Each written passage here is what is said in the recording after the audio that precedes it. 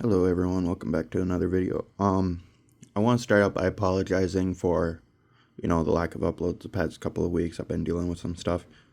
Anyways, we're opening up Dominaria Remasterd today. There's only one card in here that's really worth any value, but as we all know, the value of the cards isn't what's important. The fun of opening the pack is. That's why we're all here. Anyways, we're going to start off Renewed Faith. We have Goblin Turncoat. We have Croissant Restorer,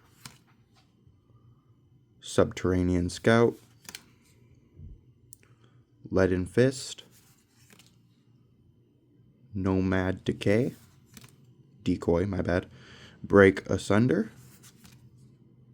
Deep Analysis, Vigilant Sentry,